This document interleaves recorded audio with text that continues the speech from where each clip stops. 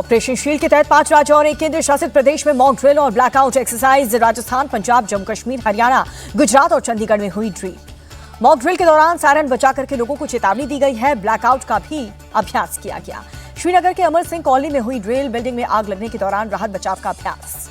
चंडीगढ़ में एक military station पर एयर स्ट्राइक के खतरे को ध्यान में रखते हुए ड्रिल की गई। घायलों को एम्बुलेंस में अस्पताल पहुंचाने का अभ्यास किया गया। जैसलमेर में बोले बीएसएफ के डीआईजी योगेंद्र सिंह, हम अलर्ट, ऑपरेशन सिंदूर अभी खत्म नहीं हुआ। भोपाल से पाकिस्तान को पीएम मोदी ने दी चेतावनी, कहा कि गोली का जवाब गोले से दिया जाएगा। आतंक का फन उठा तो फिर से कुचल देंगे। पहलगाम हमले पर पीएम मोदी बोले, आतंकियों ने हमारी संस्कृति पर प्रहार किया, सेना ने करारा जवाब दिया। पीएम मोदी बोले, ऑपरेशन सिंदूर आतंक के खिलाफ सबसे बड़ा ऑपरेशन। सिंदूर की ताकत क्या होती है ये पूरी दुनिया ने देख लिया। ऑपरेशन सिंदूर में बेटियों ने संभाला मोर्चा। पीएम बोले, बीएसएफ की बेटियों ने मुंह तोड़ जवाब दिया। पीएम मोदी ने भोपाल से इंदौर मेट्रो के वर्चुअली हरी झंडी दिखाई। दतिया और सतना एयरपोर्ट का भी उद्घाटन किया। भोपाल में देवी अहिल्याबाई महिला सशक्तिकरण सम्मेलन में शामिल हुए पीएम प्रदर्शनी को भी देखा। अहिल्याबाई की 300वीं जयंती पर पीएम मोदी ने विशेष डाक टिकट जारी किया। स्मारक सिक्के भी जारी किए। भोपाल में पीएम मोदी ने मंच से तिरंगा लहराया। लोगों ने भारत माता की जय के नारे लगाए। अहिल्याबाई महिला सशक्तिकरण महासम्मेलन में बोले पीएम, अहिल्याबाई ने प्रभु सेवा और जन सेवा में फर्क नहीं किया, जन सेवा ही उनकी सोच थी। पीएम मोदी बोले, महिलाएं आज हर क्षेत्र में तरक्की कर रही हैं। चंद्रयान मिशन 3 में 100 से ज्यादा महिला वैज्ञानिक शामिल हैं। पीएम मोदी के महिला सशक्तिकरण वाले बयान पर कांग्रेस नेता कमलनाथ बोले, एमपी में महिलाओं की क्या स्थिति है, किसी से छिपी नहीं है। जयपुर में महिला सशक्तिकरण प्रोग्राम आयोजित हुआ। केंद्रीय मंत्री जेपी नड्डा शामिल हुए। जेपी नड्डा बोले, महिलाओं का उत्थान अहिल्याबाई होलकर का सबसे बड़ा लक्ष्य था। हम उन्हें सामाजिक सुधारक के रूप में याद रखते हैं। ऑपरेशन सिंदूर पर बोले जेपी नड्डा, जब तक पाकिस्तान के गलत इरादे जारी रहेंगे, ऑपरेशन सिंदूर भी जारी रहेगा। राजस्थान की पूर्व सीएम वसुंधरा राजे बोली, देवी अहिल्याबाई ने न्याय की लड़ाई लड़ी, विदेशी आक्रांताओं के अन्याय का जवाब दिया। राजस्थान के सीएम भजनलाल शर्मा बोले, बीजेपी के शीर्ष नेतृत्व में देश में विकास के बहुत काम हो रहे हैं। जयपुर में सेना के सम्मान में निकाली गई तिरंगा यात्रा। जेपी नड्डा और सीएम भजनलाल शर्मा शामिल हुए। इथियोपिया में अफ्रीकन यूनियन के लोगों से मिला भारतीय सांसदों का डेलीगेशन। आतंकवाद के मुद्दे पर बातचीत हुई। सिंगापुर में शांग्रीला डायलॉग में शामिल हुए सीडीएस अनिल चौहान। ऑपरेशन सिंदूर के अहम हिस्सों की जानकारी थी। सीडीएस जनरल अनिल चौहान बोले, सिर्फ भारत ही नहीं बदला, रणनीति भी बदली। पाक से दुश्मनी ही मिली तो दूरी ही सबसे बेहतर रणनीति हो सकती है। ऑपरेशन सिंदूर के दौरान फाइटर जेट के मार गिराए जान के सवाल पर बोले सीडीएस चौहान, फाइटर जेट गिराया जाना महत्वपूर्ण नहीं है, बल्कि क्यों गिराया गया ये महत्वपूर्ण है। सीडीएस अनिल चौहान के बयान को कांग्रेस ने बनाया मुद्दा। तेलंगाना के मंत्री उत्तम कुमार रेड्डी बोले, अगर कोई भी फाइटर जेट को लेकर के सवाल पूछता है तो क्या गलत है। उत्तम कुमार रेड्डी बोले, जब भी किसी देश में युद्ध होता है उस दौरान हुए नुकसान की जानकारी दी जाती है। उत्तम कुमार रेड्डी ने केंद्र सरकार पर साधा निशाना, कहा कि एयर चीफ मार्शल ने सामानों की आपूर्ति में देरी का मुद्दा उठाया। छिंदवाड़ा में कांग्रेस नेता कमलनाथ बोले, सेना को लेकर बीजेपी नेताओं की तरफ से बयानबाजी सेना का अपमान है। दिल्ली पुलिस ने जासूस कासिम के भाई हसीन को भी गिरफ्तार किया। 4 साल से पाकिस्तान के लिए कर रहा था जासूसी। दिल्ली पुलिस ने हसीन को पटियाला हाउस कोर्ट में पेश किया। 5 दिन की पुलिस रिमांड। कश्मीर पंडितों का डेलीगेशन पहलगाम में हमले वाली जगह का दौरा किया। मारे गए लोगों को श्रद्धांजलि दी। 2 दिवसीय बंगाल दौरे पर गृह मंत्री अमित शाह कल पार्टी कार्यकर्ताओं के साथ विधानसभा चुनाव की तैयारियों की चर्चा करेंगे। अमित शाह के बंगाल दौरे पर बोले कांग्रेस नेता अधीर रंजन चौधरी, चुनाव आने वाला है इसीलिए दौरा कर रहे हैं। पीएम मोदी के बिहार दौरे पर आरजेडी ने साधा निशाना। ठग्गों के जुमले के नाम से वीडियो भी जारी किया। पूर्वी चंपारण में बोले जनसुराज चीफ प्रशांत किशोर, जनता बदलाव चाहती है, अच्छी शिक्षा और रोजगार चाहती है। जेडीयू नेता राजीव रंजन प्रसाद ने बिहार राज्य उच्च जाति विकास आयोग की उपाध्यक्ष का पदभार ग्रहण किया। कहा, चुनौतियों का समय पर समाधान करेंगे। लुधियाना पश्चिम विधानसभा उपचुनाव के लिए बीजेपी ने जीवन गुप्ता को बनाया प्रत्याशी। 19 जून को मतदान, 23 को आएंगे रिजल्ट। बंगाल के कालीगंज उपचुनाव के लिए बीजेपी ने कैंडिडेट का ऐलान किया। आशीष घोष को मैदान में उतारा। गुजरात के विसावदार उपचुनाव के लिए आम आदमी पार्टी संयोजक केजरीवाल ने किया कैंपेन। गोपाल इटालिया ने वोट मांगे।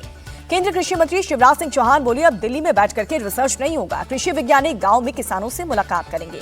शिवराज सिंह चौहान बोले, खेती भारतीय अर्थव्यवस्था की रीढ़ है। पीएम मोदी ने किसानों के हित में कई फैसले लिए। ओडिशा में कोरोना के मात्र 7 एक्टिव केस हैं, घबराने की जरूरत नहीं है, राज्य सरकार का बयान। दिल्ली हाई कोर्ट से आरजेडी चीफ लालू यादव को झटका। लैंड फॉर जॉब केस में निचली अदालत की कार्रवाई पर रोक लगाने की मांग खारिज हुई। दिल्ली हाई कोर्ट के फैसले पर राजद प्रवक्ता शक्ति यादव बोले, न्यायपालिका के फैसले पर टिप्पणी नहीं करूंगा। मुख्तार अंसारी के बेटे अब्बास अंसारी को 2 साल की सजा, भाई मंसूर को भी 2 साल की सजा। हेट स्पीच मामले में कोर्ट ने दोषी ठहराते हुए सजा सुनाई है। 2022 में चुनाव प्रचार के दौरान अधिकारियों को दी थी धमकी। गोरखपुर में पन्ने लाल यादव के घर पर एनआईए का छापा। बैंकॉक में रहने वाले पन्ने लाल यादव के खातों से संदिग्ध और गैर कानूनी लेन देन हुए हैं। दिल्ली में बीजेपी सरकार के 100 दिन पूरे। एक्टर अनुपम खेर ने सीएम रेखा गुप्ता से सवाल किए। सीएम रेखा गुप्ता बोली, 100 दिन में हमने जो भी काम किए उसकी जानकारी जनता को दी है। विपक्ष का तो काम है सवाल करना। रेखा गुप्ता वासुदेव घाट पर यमुना आरती में शामिल हुई। कहा, 100 दिन के कार्यकाल में यमुना की स्वच्छता के लिए सख्त कदम उठाए। दिल्ली के मंत्री सिरसा बोले, 100 दिन में स्वास्थ्य, शिक्षा, इंडस्ट्री, इंफ्रास्ट्रक्चर और पर्यावरण समेत सभी क्षेत्र में काम करके दिखाया। दिल्ली आम आदमी पार्टी चीफ सौरभ भारद्वाज ने चिराग दिल्ली में आयुष्मान आरोग्य मंदिर का दौरा किया। कहा, बीजेपी झूठ बोल रही है। डिस्पेंसरी का उद्घाटन 2017 में हुआ था। दिल्ली सरकार के खिलाफ आम आदमी पार्टी का प्रदर्शन। महिला समृद्धि योजना लागू करने की मांग की गई। आम आदमी पार्टी नेता सौरभ भारद्वाज बोले, एक तरफ दिल्ली सरकार 100 पूरे होने का ढोल पीट रही है, दूसरी तरफ अपना हक मांग रही महिलाओं पर लाठी बरसा रही है।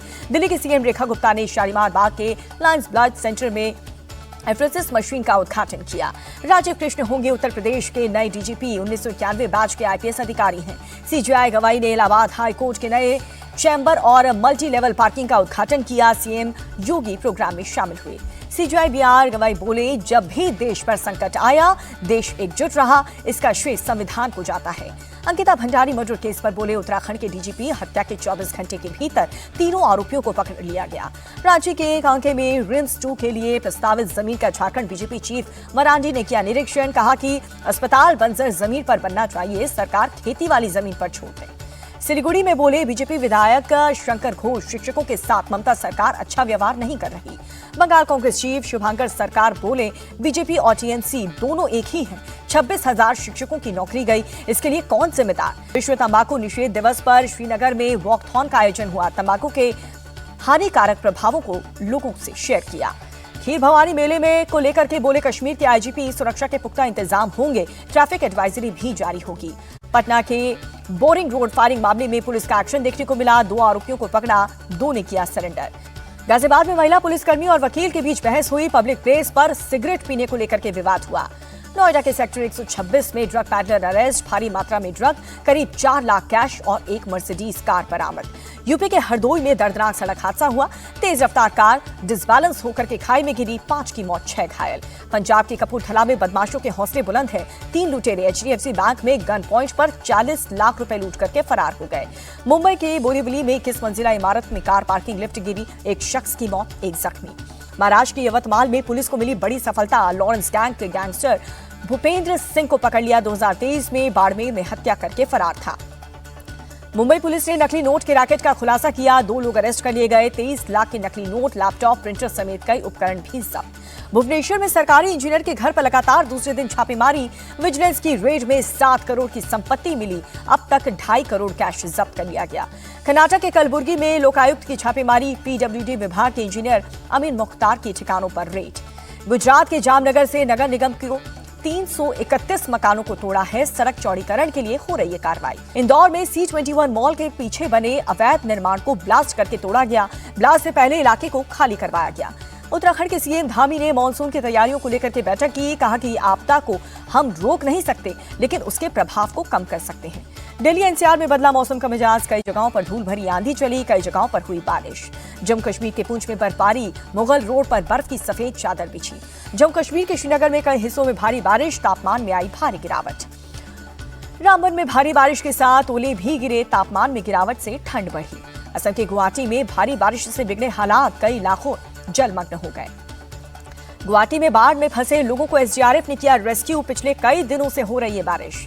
गुवाहाटी के जलमग्न इलाके का असम के मंत्री जयंत मल्ला बरुआ ने किया दौरा। कहा कि वाटर लॉगिंग की समस्याओं को दूर करने की कोशिश हो रही है। मणिपुर में लगातार 4 दिनों से हो रही बारिश से बिगड़े हालात। ईस्ट इम्फाल में बाढ़ जैसी स्थिति पैदा हो गई। मणिपुर के इम्फाल में लगातार बारिश से होने वाली बाढ़ जैसी स्थिति, लोगों की मुश्किलें बढ़ी। उत्तरी सिक्किम के थेंग और साथ ही चुंगथांग इलाके में भारी बारिश से लैंडस्लाइड हुआ, कई संपत्तियों को नुकसान पहुंचा। सिक्किम के दिक्चू में भारी बारिश से नदी नाले उफान पर हैं। तीस्ता नदी का रौद्र रूप दिखा। भारी बारिश और लैंडस्लाइड की घटना से अरुणाचल में 9 लोगों की मौत हुई, राज्य सरकार ने जानकारी दी। उत्तर मध्य नाइजीरिया में कुदरत का कहर देखने को मिला। भारी बारिश से बाढ़ आई, 151 लोगों की मौत हुई। और VSPS वर्ल्ड कप मुकाबले में इंडियन पैराशूट मोना अग्रवाल ने जीता सिल्वर मेडल।